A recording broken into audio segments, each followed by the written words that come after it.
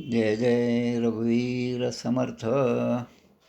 शुकासारिखे पूर्ण वैराग्य जाचे, वसिष्ठा परिज्ञान योगेश्वराचे. कवी वाल्मिका सारिखा मान्य ऐसा, नमस्कार माझा सद्गुरु रामदासा. श्रीराम मला वाटते अंतरी त्वा वसावे, तुझ्या दासबोधासी त्वा बोध व्हावे. अपत्यापरी पाववी प्रेमग्रासा, महाराज या सद्गुरु रामदासा. जय जय रघुवीर समर्थ. श्रीकृष्ण गोविंद हरे मुरारे, हे नाथ नारायण वासुदेव. प्रद्युम्न दामोदर विश्वनाथ, मुकुंद विष्णोर्भगवन्नमस्ते. सच्चिदानन्दरूपाय विश्वोत्पत्त्यादिहेतवे, तापत्रयविनाशाय श्रीकृष्णाय वयं नमः. कृष्णाय वासुदेवाय हरये परमात्मने, प्रणतः क्लेशनाशाय गोविन्दाय नमो नमः. वसुदेवसुतं देवं कंसचाणूरमर्दनं, देवकी परमानन्दं कृष्णं वन्दे जगद्गुरुं. कृष्णकमलपत्राक्षं पुण्यश्रवणकीर्तनं, वासुदेवं जगद्योनिं नौमि नारायणं हरिं.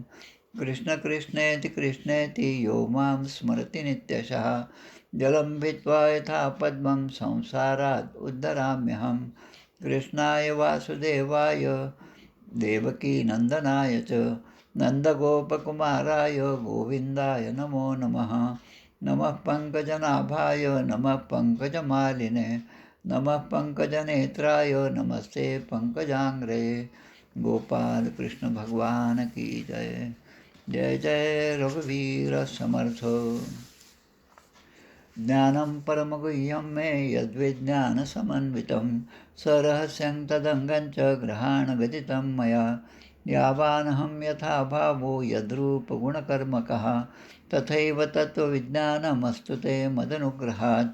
अहमेवासमेवाग्रे नान्यं यत्सदसत्परं, पश्चादहं यदेतच्च यो वशिष्येत सोऽस्म्यहम्. ऋतेऽर्थं यत् प्रतीयेत् न प्रतीयेच्चात्मनि, तद्विद्यादात्मनो माया यथा भासो यथा तमः. यथा महान्ति भूतानि भूतेषु चावचेष्वनु, प्रविष्टान्यप्रविष्टानि तथा तेषु न तेष्वहम्. एतावदेव जिज्ञासं तत्त्वजिज्ञासुनात्मनः, अन्वयव्यतिरेकाभ्यां यत् सर्वत्र सर्वदा. एतन्मतं समातिष्ठ परमेण समाधिना, भवान् कल्पविकल्पेषु न विमुह्यति कदाचित्. गोपाल कृष्ण भगवान की जय. जय जय रघुवीर समर्थ.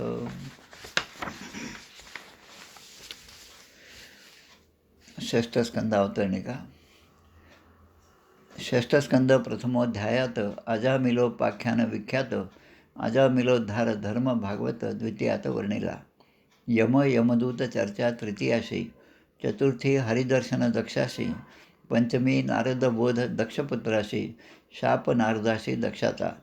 दक्षाच्या 60 कन्यांचा वंश निवेदिला षष्ठाध्यायास. सप्तमी त्यागोनी बृहस्पतीस, देव गुरु करती विश्वरूपाशी. नारायण कवच 8व्याशी, नवमी वदिले विश्वरूपाशी.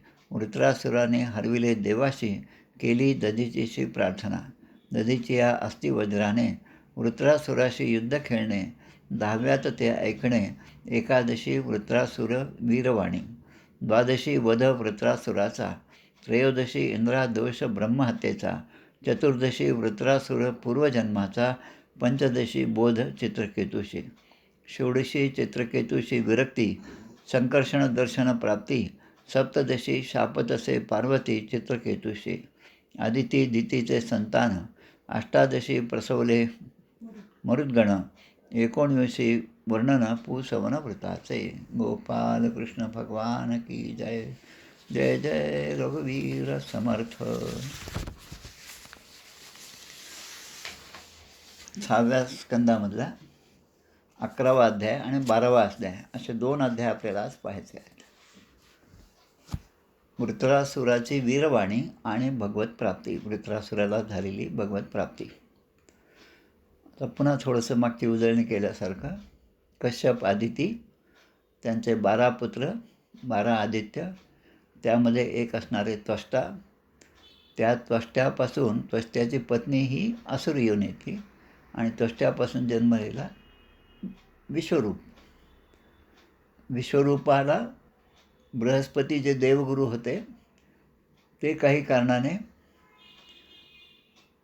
त्यांचा अपमान झाला असं म्हणून त्या ठिकाणून निघून गेले आणि देवांचं गुरुत्व जे आहे ते त्याने सोडलं. आता त्यांच्या जागी जी नेमणूक करायची ती विश्वरूपाची झालेली आहे. त्यामुळे विश्वरूपाच्या तर्फे आता हे यज्ञाची सुरुवात. पण विश्वरूप जो आहे त्याची आई असुर योनीमध्ये असल्यामुळे मागची ही कथा झाली आपली. विश्वरूप आईकडून असुर योनीमध्ये आणि वडिलांकडून देव योनीमध्ये असल्यामुळे आणि विश्वरूपाला 3 तोंड होते हे सुद्धा आपण पाहिलं. एका तोंडाने तो आपल्या पितरांना भाग देत होता, दुसऱ्या तोंडाने असुरांना देत होता, तिसऱ्या तोंडाने अन्न ग्रहण करत होता. आता हे त्याची जी चाल आहे ती इंद्राच्या लक्षात आल्यामुळे इंद्राने तो यज्ञमध्येच थांबवला आणि त्याचा वध केला. हा भाग आपण पाहिला. आणि तो आता ब्राह्मणाचा वध आहे, गुरु आहे, ते देवांचे गुरु बृहस्पती आणि त्यांच्या जागी आलेले विश्वरूप, त्यामुळे ते गुरुच झाले आणि गुरुचा वध झाला, ब्राह्मणाचा वध झाला आणि त्वष्ट्याचा पुत्र आहे. अशा 3ही कारणाने ही हत्या इंद्राकडे झाली. आणि आता नंतर हे जेव्हा समजलं की आपल्या मुलाचा वध झाला आहे, तो इंद्राकडून झालेला आहे, तेव्हा त्वष्ट्याने पुन्हा एकदा यज्ञ करून त्या यज्ञापासूनच पुन्हा पुत्रप्राप्ती झाली. दोन्ही पुत्रप्राप्ती ही यज्ञाकडूनच झाली आणि मग त्यामध्ये वृत्रासुराची निर्मिती झाली. वृत्रासुराचा जो भाग आपण मागच्या वेळेस पाहिला, इंद्र वृत्रासुराचा युद्ध जे आहे ते सुद्धा पाहिलं. आणि जगामध्ये 2 प्रकारचे मृत्यू असतात असा तो शेवटचा आपला श्लोक होता, जे परमदुर्लभ आहेत आणि तरी पण श्रेयस्कर असे मानलेले आहेत. एक तर आपल्या प्राणांना वश करून शरीराचा त्याग करणं, म्हणजे इतक्या शांततेने की पाहता पाहता असलेला माणूस हा परमेश्वराशी एकरूप होतो आणि इतरांच्या दृष्टीने मात्र खूप मोठा तो धक्का बसतो. पण जो जातो तो मात्र तेवढ्याच आनंदामध्ये जातो, ब्रह्मचिंतन करीत त्याने देहत्याग केलेला असतो. आणि आता दुसरा मृत्यू म्हणजे युद्धभूमीवर सेनेमध्ये पुढे उभं राहून झुंजता झुंजता ज्याने वीरमरण पत्कारलं त्यांचा मृत्यू. हे दोन्ही मृत्यू त्या दृष्टीने भगवंताच्या प्राप्तीसाठीच अंतकालेच माम अनुस्मरम युद्धचं आणि मग करिष्ये वचनम तव गीतेमध्ये सांगितल्याप्रमाणे. आणि अर्जुन मग युद्धासाठी तयार झाला. आता अर्जुनाच्या हातून समोर असणारे काका असो, मामा असो, आजोबा असो, सगळे नातेवाईक असो, त्या सगळ्यांचा त्या ठिकाणी आता वध झाला का मृत्यू झाला. आता हा जो भाग आहे, वध आणि मृत्यू हे 2 शब्द आहेत, ते परवा खूप चांगल्या प्रकारे आम्ही पाहिले. टी व्हीवरचंच एक नाटक होतं, मी नथुराम गोडसे बोलतो आहे, त्या नाटकामध्ये खूप छान प्रकारे स्पष्टीकरण केलं होतं. त्याची एक आठवण या ठिकाणी सहज झाली. आता वृत्रासुराची वीरवाणी, तसं पाहिलं तर वृत्रासूर आईकडून असुर योनीमधला होता. पण वृत्रासुराने जे अध्यात्म सांगितलं, वीरगती कशी प्राप्त होते आणि मरण हे कोणालाही चुकवता येत नाही, या प्रकारे वृत्रासुराने सुद्धा उपदेश केला आहे. आणि त्या उपदेशाच्या नंतर त्यांनी स्वतःची शरणागती भगवंताच्या पायी स्वतःला अर्पण करून भगवत प्राप्ती करून घेतली. हा अध्याय पहिल्यांदा आपण पाहायचा, तो 11वा अध्याय आहे. श्री शुकोवाच, शुकदेव म्हणतात की परीक्षित राजाला सांगत आहेत की असुर सेना भयभीत होऊन पळू लागली. असुरांची सेना जी आहे ती भयभीत झाली पळू लागली आणि त्यांचे सैनिक इतके व्याकुळ झाले की त्याने आपल्या स्वामींचा म्हणजे वृत्रासुराचं म्हणणंसुद्धा ऐकून घेतलं नाही, कारण प्रत्येकाला जीवाचं भय होतं. समर्थ सांगतात, दयास वाटे जीवाचे भय तेने क्षात्र तेज करू नये. आणि कुठेतरी झोळी घ्यावी आणि भिक्षा मागून आपलं जीवन जगावं असं समर्थ आपल्या सैनिकांना सांगतात. आणि ब्राह्मणांसाठी म्हणतात की ब्राह्मणाची मुख्य दीक्षा मागितली पाहिजे, भिक्षा ओम भवती यापेक्षा रक्षिले पाहिजे. म्हणजे क्षत्रिय असेल तर त्याने क्षत्रियाप्रमाणे वागलं पाहिजे, ब्राह्मण असेल त्याने त्या ब्राह्मणाच्या धर्माप्रमाणे वागलं पाहिजे. स्वधर्मे निधनम श्रेयो परधर्म भयावह. अगदी खरं आहे. परधर्म हा भयावहच आहे. स्वधर्मामध्ये आलेलं, स्वधर्माचं पालन करत असताना आलेलं मरणसुद्धा भगवंताची प्राप्ती करून देणारं आहे, असे आपल्याला श्रीमद भगवद्गीता सांगते.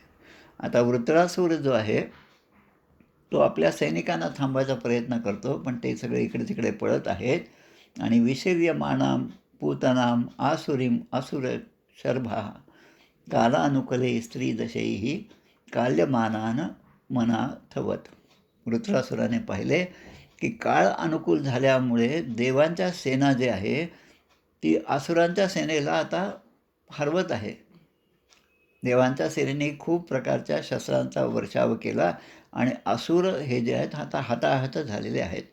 आणि एखादा सेनापती नसेल तर कशी अवस्था असती, तशी छिन्नभिन्न अवस्था या असुरांच्या सेनेची झाली. वृत्रासुराने हे पाहिलं.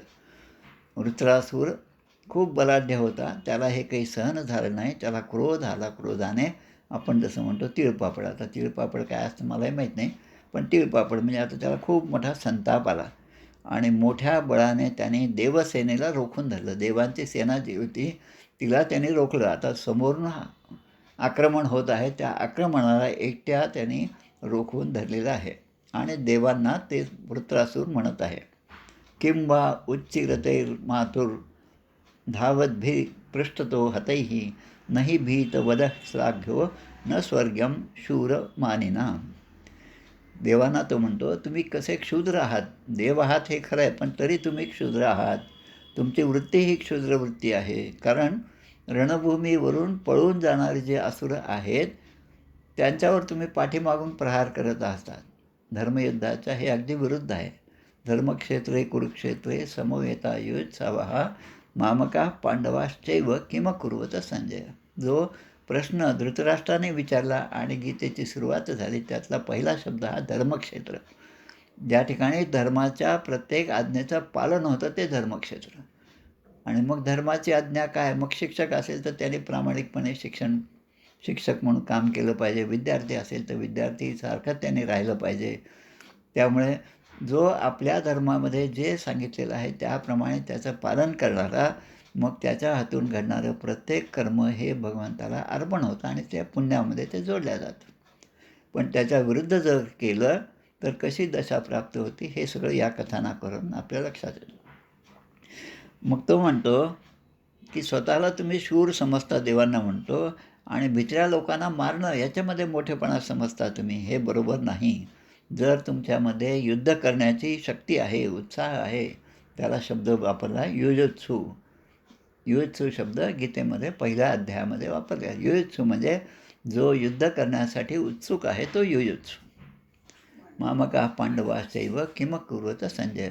आणि मग या दोन्ही सैन्यामध्ये जे युद्ध करण्यासाठी उत्सुक आहे त्या दोघांना पाहण्यासाठी माझा रथ तिकडे घेऊन जा असं जेव्हा भगवंताला सांगतात तेव्हा भगवंत सारथी म्हणून मालकाने सांगितलेलं काम करतात. तसं या ठिकाणी वृत्रासुर हा बलाढ्य होता आणि तो म्हणतो की जर आकाराने शत्रू असणाऱ्या देवांना भयभीत करू लागला. आता वृत्रासुर एवढा बलाढ्य होता की त्याचा आकार इतका मोठा होता की तो आकार पाहूनच शत्रू भयभीत होते. आता त्याचे शत्रू म्हणजे कोण? देव.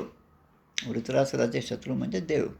आणि क्रोधाने त्याने सिंहनाद केला. सिंहनाद देव विनोद देवच शंखान दद्मं प्रतापवान सुघोष म्हणू पुष्पकहू. गीतेमधल्या पहिल्या अध्यायामध्ये प्रत्येकाने आपापला शंख फुंकल्यानंतर त्या कौरवांची हृदये विदीर्ण झाली. तसं या ठिकाणी झालं की देव भयभीत होऊ लागले आणि तो क्रोध असा होता की काही देव जे आहेत, देवसेना जी आहे ती बेशुद्ध होऊन त्या ठिकाणी पडू लागली. येन लोका विचेतसा. चेतना त्यांच्या ठिकाणची निघून गेली आणि ते त्या ठिकाणी पडले, बेशुद्ध होऊन पडले.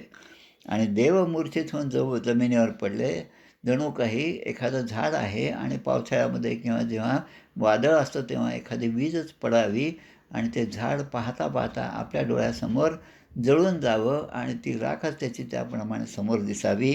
तसं देवांची सेना मूर्छित होऊन त्या ठिकाणी पडली. आता एखादा मदोन्मत्त हत्ती असतो आणि जंगलामध्ये तो काहीतरी असा तांडव असं कृत्य करतो मदाने की त्या ठिकाणच्या असणाऱ्या झाडांना तो नष्ट करतो. या ठिकाणी शब्द दिला आहे देवनळ सैन्यासुर मातुराहा.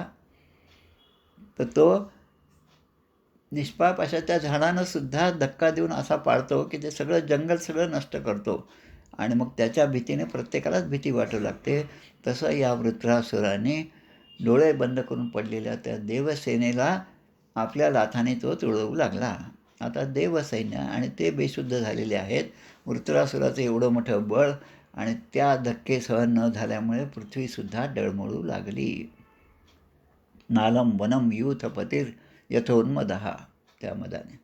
आता हे इंद्राने पाहिलं की वृत्रासूर असा आता चवताळलेला आहे आणि आपलं देवाचं जे सैन्य आहे ते सुद्धा तो आता आपल्या पायाखाली तुडवत आहे.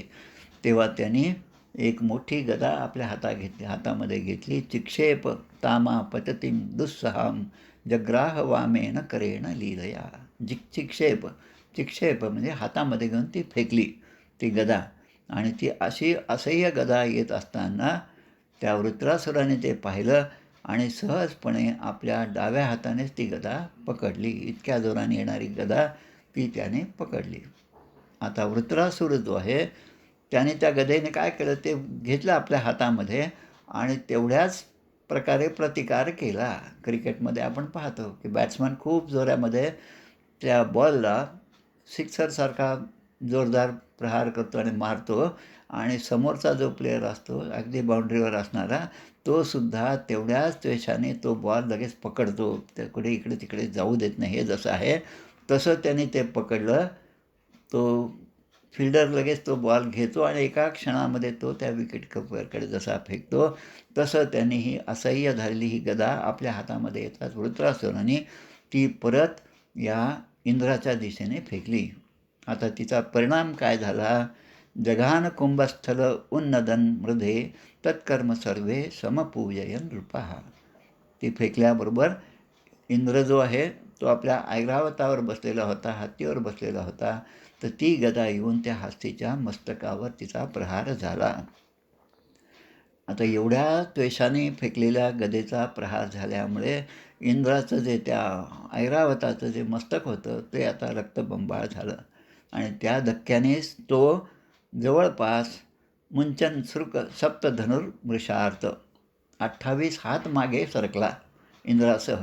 इंद्रच किती बलवान आहे, त्याचा ऐरावत हत्ती किती बलवान आहे, पण या गदेचा प्रहार असा की 28 हात तो इंद्र त्या हत्तीसह मागे सरकला आणि तेवढ्यामुळेच नाही थांबलं पण त्याचं रक्त वाहत असल्यामुळे तो सुद्धा मूर्छित होऊन पडला. आता समोर वृत्रासूर आहे. वृत्रासुराकडे सगळं त्याचं सैन्य आहे पण जे पळून जात होतं, घाबरून जात होतं, कारण देवांना आता अनुकूल असा काळ आला होता म्हणून ते घाबरून जात होते. पण देवांना प्रतिकूल काळ आणि असुरांना अनुकूल काळ आला की मग ते आता त्यांच्यावर सगळे चढाई करतील. मग यावेळेस त्याने काय केलं, त्या इंद्राने आपल्या हत्तीची ती सगळी अवस्था पाहिली आणि इंद्राने अमृतस्रावी हस्ताचा स्पर्श त्याच्या मस्तकाला केला. शेवटी तो देवच आहे, देवांचाच राजा आहे आणि त्याने त्याच्या त्या विद्येमुळे घायाळ झालेल्या त्या ऐरावताची व्यथा अगदी चांगलीशी केली. रघुनाथ स्वामींच्या पोथीमध्ये असाच एक प्रसंग येतो. रघुनाथ स्वामींचे गुरु हे म्हणतात की आता मला वेळ नाही, आता मी परत जातो. रागवूनच ते परत गेले. पण रामाची इच्छा नव्हती की रघुनाथ स्वामींच्या गुरूंनी त्या ठिकाणाहून जावं म्हणून. भीमस्वामी आपल्या गणेरी मठाचे गावाच्या वेशीच्या बाहेर जात नाही. तोच त्यांचे घोडे आणि साथीदार बाकीची माणसं आणि रघुनाथ स्वामीचे गुरु भीमस्वामी हे तिथे असताना काहीतरी असा वर्षाव होत आहे, बाणांचा वर्षाव होत आहे असं लक्षात आल्याबरोबर त्यांचा घोडा तिथेच थांबला आणि त्यांना पुन्हा परत यावं लागलं.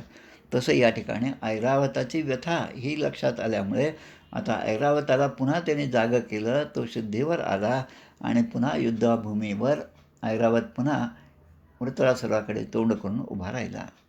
आता वृत्रासुर विचार करू लागला की हा इंद्र ज्याने माझ्या भावाचा म्हणजे विश्वरूपाचा वध केला आहे आणि विश्वरूप कोण होता तर ज्या बृहस्पती जे देवगुरू आहेत त्यांच्या जागेवर विश्वरूपाची नेमणूक झाली होती आणि त्यामुळे हे सुद्धा देवांचेच गुरु आहेत आणि तरी पण माझ्या भावाला याने मारलं आहे. त्याची तिन्ही मस्तकं त्यांनी उडवून टाकलेली आहेत आणि त्यामुळे तो राग वृत्रासुराच्या मनामध्ये होताच.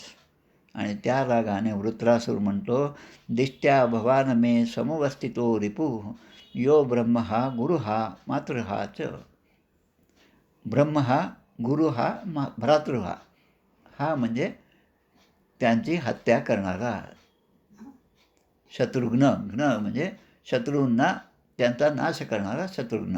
तसा गुरु हा ब्रह्म हा आणि भ्रातृ हा. भावाला मारणारा, गुरुना मारणारा म्हणजे विश्वरूपच, आणि ब्रह्म हा, आणि यामुळे ब्रह्महत्येचं पाप घेणारा हा इंद्र माझ्यासमोर आहे, वृत्रासूर म्हणतो. आणि तो त्याच रागाने म्हणतो की हे दुष्टा, तुझ्यासारख्या पाषाणासारख्या हृदय असणाऱ्याला मी आता जिवंत सोडणार नाही, आणि या भावाच्या वधापासून मी आता ऋणमुक्त होईल, असं म्हणत असताना, कारण तू फार निंदनीय असं कर्म केलं आहे. विश्रभ्य खड्गेन शिरांस्य वृष्टत पशोर इवा अकरुणः स्वर्गकामः. एखाद्या यज्ञाची सफलता होण्यासाठी, ब्राह्मणाने केलेला यज्ञ असो, ऋषीमुनीने केलेला यज्ञ असो, त्या यज्ञाच्या नियमाप्रमाणे जर बळी द्यायचा असेल तर आपल्याला या यज्ञानंतर स्वर्गप्राप्ती होईल असा ज्याने विचार केला, तो समोरच्या पशुला, जो निरपराध पशु आहे त्यालासुद्धा निर्दयीपणाने तो त्याची हत्या करतो. तसं तू तलवारीने माझ्या भावाला, विश्वरूपाला तू मारलेलं आहेस, आणि आता मी तुझाच आता वध करतो, असं म्हणून त्या वृत्रासूर जो आहे तो त्याच्यावर चालून जातो. आणि पुन्हा वृत्रासूर असं म्हणत आहे की लज्जा, लक्ष्मी, दया आणि कीर्ती या तिन्ही गुण जे आहेत हे तुला केव्हाच सोडून गेलेले आहेत, कारण तू धर्माच्या विरुद्ध कार्य केलेलं आहेस. ज्याची निंदा राक्षसांनीही करावी असं नीच कर्म तुझ्याकडून झालेलं आहे, कारण तू ब्राह्मणाचा वध केलास, कारण तू गुरुचा वध केला आहेस, आणि म्हणून माझ्या त्रिशूळाने तुझे आता तुकडे तुकडे मी करेन, पण तुला मरताना मात्र खूप कष्ट होणार आहेत. आणि तू इतकं पाप केलेलं आहे की अग्नीसुद्धा तुला स्पर्श करू शकणार नाही, म्हणजे अग्नीसुद्धा तुला जाळून शकणार नाही, पण गिधाडं जे आहेत ती मात्र तुला टोचून टोचून मारतील. मस्पृष्टवह्निं समदंती गृध्राः. गृध्र म्हणजे गिधाडं, समदंती म्हणजे ते दाताने तुला चावून चावून खातील, असा प्रकारे तो वृत्रासूर इंद्राला म्हणत आहे. अथो हरे मे कुशलेन वीर हर्ता प्रमथ्यैव शिरो यदीह. हे वीर इंद्रा, कदाचित तू विचार करत असेल की तू माझी सेना मारून तुझ्या हातामध्ये असणाऱ्या वज्राने माझे मस्तक उडवशील, असा तू विचार करत असशील, पण मला माहिती आहे तुझ्या हातामध्ये जे वज्र आहे ते तुला कसा प्राप्त झालेला आहे. वृत्रासूर याला ही सगळी कल्पना आहे की त्या दधीची ऋषींच्या अस्थीपासून बनवलेलं हे वज्र आहे, आणि या इंद्राला आणि देवसेनेला प्रत्यक्ष भगवंताचंच वरदान आहे की तू ते वज्र तयार कर आणि मग त्या वृत्रासुराला मार. अशी जर भगवंताची आज्ञा असेल तर त्या इंद्राच्या हातामध्ये ते वज्र पाहून या वृत्रासुराला, असुरांमध्ये असूनसुद्धा वृत्रासुराला त्याचं दर्शन, भगवंताचं दर्शन त्या वज्राच्या ठिकाणी झालं, आणि वृत्रासुराने सुद्धा हात जोडून त्या वज्राला सुद्धा नमस्कार केलेला आहे. आणि तो एवढा असूनसुद्धा आता शत्रू पक्षामध्ये आपण आहोत, समोर शत्रू आहे, इंद्र शत्रू आहे, त्याने आपल्या भावाला मारलेलं आहे, म्हणून मी तुझ्यासमोर शत्रू म्हणून उभा आहे. आता तू माझ्यावर तुझं हे वज्र जे आहे अमोघ आहे की ते तू का सोडत नाहीस, असं तो त्या ठिकाणी म्हणतो. पुरस्थिते वैरिणी मय्य मोघम. अमोघ असं शस्त्र तू सोड आणि माझा वध कर, असं तो म्हणतो. आत्तापर्यंत मी जो पराक्रम केला त्यामुळे देवसेनासुद्धा घाबरून गेली आहे, पण आता आपलं वज्रसुद्धा निष्फळ होईल अशी तुला भीती वाटत आहेस का? तर ही भीती तू मनामधून काढून टाक, कारण तुझं हे जे वज्र आहे, नन्वेष वज्रस्तव शक्र तेजसा. शक्र म्हणजे इंद्र.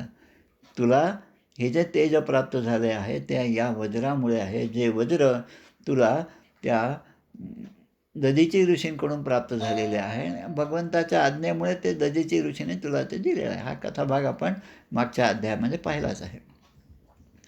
त्यामुळे त्या भगवंताच्या आज्ञेनुसार मी आपलं मन, वृत्रासूर म्हणतो की माझं मन भगवंताच्या चरणकमलाशी लीन केलेला आहे.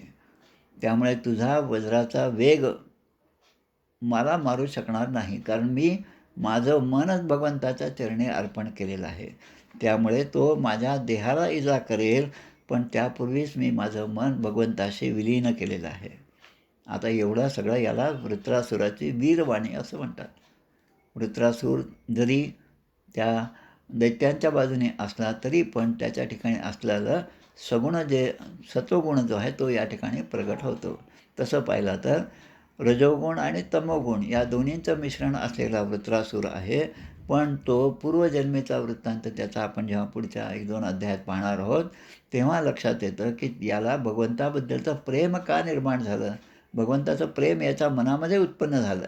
त्या रणभूमीवर सुद्धा भगवंताबद्दलचं प्रेम त्याच्या मनामध्ये निर्माण झालं. आणि भगवंत असं म्हणतात गीतेमध्ये 9व्या अध्यायामध्ये, अनन्याश्चिंतयन्तो मां ये जनाः पर्युपासते तेषां नित्याभियुक्तानां योगक्षेमं वहाम्यहम. योग आणि क्षेम हे 2 शब्द आहे. त्याचा अर्थ साधक संजीवनी नावाचं जे खूप छान गीतेवरचं भाष्य आहे आमच्या रामसुखदास महाराजांनी लिहिलेलं, त्यामध्ये हे 2 शब्द जरूर पाहावेत. आणि ते म्हणतात की जे पुरुष भगवंतावर अनन्य प्रेम करतात, भगवंतावर कोण, पुसाम किलैकांत धियाम स्वकानाम या संपदो दिवी भूमौ रसायाम. भगवंतावर अनन्य असं प्रेम करतात, त्याचे खऱ्या अर्थाने भक्त असतात. त्यांना भगवंत स्वर्ग देत नाही, पृथ्वी देत नाही, रसातळातील संपत्तीचं सुद्धा साम्राज्य त्यांना देत नाही. आता का देत नाही? कारण ते न देण्यातच त्यांचं क्षेम आहे. ते दिलं तर ते उन्मत्त होतील, ते दिलं तर ते अहंकारी होतील, ते दिलं तर त्यांना गर्व होईल आणि त्यांचा गर्व या सगळ्या सत्वगुणाचा सज्जनांचा नाश करण्यासाठी कारणीभूत होईल आणि म्हणून ते त्याला देत नाहीत. याचा अर्थ गीतेमध्ये क्षेम असा केलेला आहे. मग आता ते म्हणतात की इंद्रा, आमचे स्वामी म्हणजे भगवंत जे आहेत ते भक्ताचे धर्म अर्थ आणि काम यासंबंधी जे जे त्यांची याचना असेल ते त्याला पुरवत नाहीत. जो खरा भक्त आहे त्याला ते पुरवत नाहीत. आणि मग आता उरलं काय? धर्म अर्थ आणि काम आहे, उरलं काय? तर मोक्ष. मग ते त्याला मोक्षाची प्राप्ती करून देण्यासाठी भगवंत खऱ्या अर्थाने उत्सुक असतात. आणि हेच त्या भगवंताच्या कृपेचीच ही खूण आहे. आणि म्हणून ते म्हणतात की हे भगवंताचा भक्त झाला तरच याचा आपल्याला अनुभव येणार आहे. आणि याखेरीज मात्र अशी कृपा भगवंताची आपल्यावर होणं हे दुर्लभ आहे. आणि म्हणून या ठिकाणी काही महत्त्वाचे श्लोक, जो उपदेश आहे तो उपदेश या ठिकाणी 4 श्लोकात केलेला आहे. श्लोक क्रमांक 24 ते 27 म्हणजे या 6व्या स्कंदामधल्या 11व्या अध्यायामधला श्लोक 24 ते 27. आता ते श्लोक आपण पाहूया. अहम हरे तव पादैकमूल दासानुदासो भवितास्मे भूयः मनस्मरेतासु पतेर्गुणांस्ते गृणीत वाक्कर्म करोतु कायः. काय मागतो तो? वृत्रासुराची मागणी काय आहे भगवंताच्या जवळ? आणि तोच आपल्यासाठी उपदेश आहे की भगवंता, माझ्यावर तुम्ही अशी कृपा करा की तुमच्या चरणकमलाची अनन्य भावे सेवा करण्याची बुद्धी मला कोणताही जन्म प्राप्त झाला तरी त्या जन्मामध्ये मला होत राहो. भगवंताचे जे भक्त आहेत त्या भक्तांची सेवा करण्याची बुद्धी मला प्राप्त झाली पाहिजे. पुढच्या जन्मामध्ये पुन्हा जन्म झाला तर मला हीच बुद्धी प्राप्त व्हावी. पुढे 10व्या स्कंदामध्ये जेव्हा आपण पाहतो तेव्हा भगवंताच्या आज्ञेने अनेक प्रकारचे ऋषीमुनी ज्यांना भगवंताचं सायुज्य प्राप्त व्हायचं होतं, ज्यांची इच्छा होती की भगवंताशी सायुज्य प्राप्त व्हावं, त्या सगळ्या ऋषीमुनींना भगवंताने, भगवान श्रीकृष्णाने आशीर्वाद दिला की माझं प्राकट्य जे आहे ते त्या ठिकाणी गोकुळामध्ये होणार आहे, मथुरेमध्ये, गोकुळामध्ये, वृंदावनामध्ये मी असणार आहे. आणि त्यावेळेस तुमची इच्छा जी आहे माझ्याशी सायुज्य, माझ्याशी एकरूपता ही जी आहे ती प्राप्त होण्यासाठी तुम्ही त्या ठिकाणी जन्म घ्या. आणि तो जन्म कसा असेल? तो त्या कदंब वृक्षाच्या निमित्ताने असेल. तो तो तो त्या डोहाच्या ठिकाणी खेळणारा तो चेंडू आहे, फळी आहे, आज ज्याला आपण क्रिकेट म्हणतो त्या खेळाच्या रूपाने असेल, तो त्या पेंड्याच्या रूपाने असेल, तो त्या माळिणीच्या रूपाने असेल, तो त्या कुबजेच्या रूपाने असेल, कुठल्याही रूपाने तुम्ही त्या ठिकाणी अगोदरपासून जन्म घ्या. नेहमी जो मी शब्द वापरतो मॅच फिक्सिंग. अगोदर तुम्ही जन्म घ्या आणि मग तुमचं कल्याण मी त्या जन्मामध्ये तुमचं करणार आहे. तसं या ठिकाणी वृत्रासूर मागत आहे हे सगळ्या गोष्टी. मग ते म्हणतात की माझं मन जन्मतः मला मिळेल आणि तुमच्या चरणाचा आश्रय मला अखंडपणे मिळत जावा आणि माझे मन मात्र आपल्या गुणांचे स्मरण अखंड करीत जावे. तव स्मरण सतत, हे माझं अखंड तुझं स्मरण असलं पाहिजे. आणि तद्विस्मरणे परम व्याकुलता.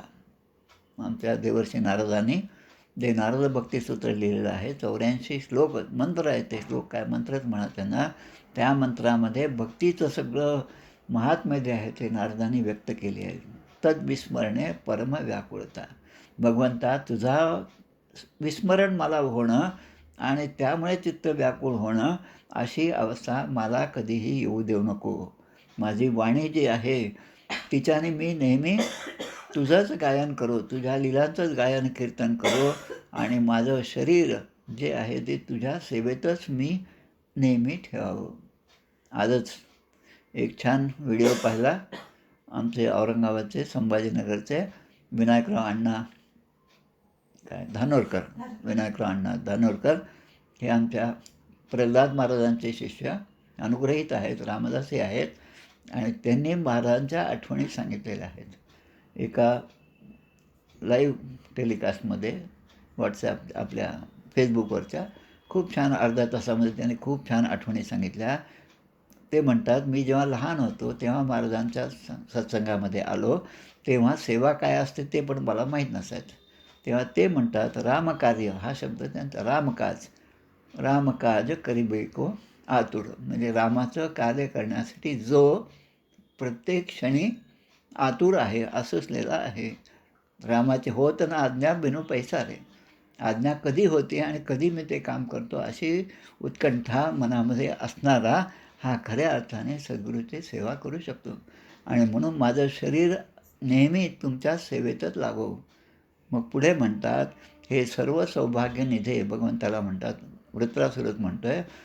म्हणून याला वीरवाणी म्हटलं. वृत्रासूर जरी त्या सैन्याचा असला तरी पण भगवंताचं प्रेम त्याच्या मनामध्ये निर्माण झालं. जरी तमोगुण आणि रजोगुणाचा असला तरी पण सत्वगुण त्याच्या हृदयामध्ये प्रकट झालं आणि म्हणून असा उपदेश ते करू शकला.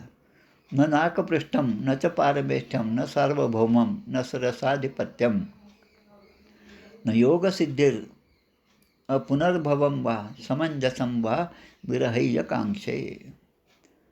की मी तुम्हाला सोडून, भगवंता तुला सोडून मी स्वर्गाची इच्छा करत नाही, ब्रह्मलोकाची इच्छा करीत नाही, पाताळामध्ये एकछत्री राज्य मला मिळावं अशीसुद्धा मी इच्छा करत नाही. बलिराजाला ते मिळालं. त्यानंतर भूमंडळाचं साम्राज्य ते सुद्धा मिळालं, ध्रुवांना मिळालं. 36,000 वर्ष राज्य केलं. पण नंतर लक्षात आलं की आपल्याकडून ही फार मोठी चूक झाली. आता ह्या वृत्रासुराच्या ठिकाणी असा भाव का निर्माण झाला हे आता पुढच्या 1-2 अध्यायात कदाचित उद्याच आपल्याला ते समजणार आहे. मग मी तर एवढं सगळं जर मी मागत नसेल तर निश्चितच मला मोक्षाची सुद्धा अपेक्षा नाही.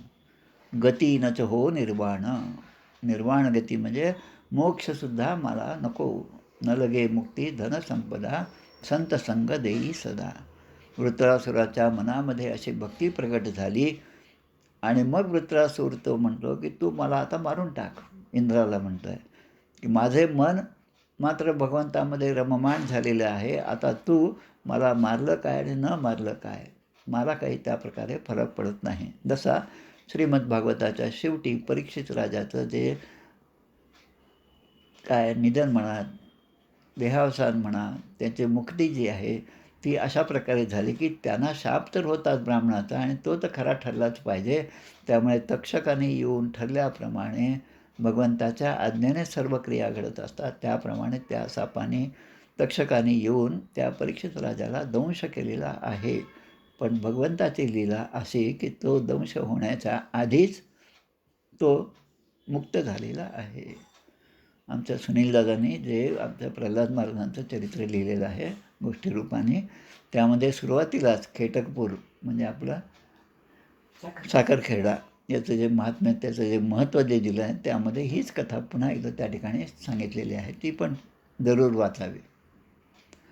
आता वृत्रासुर असं म्हणत आहे भगवंता, की तुझ्याशी एकरूपता साधण्यासाठी माझ्यामध्ये तीव्र अशी इच्छा निर्माण झाली आहे.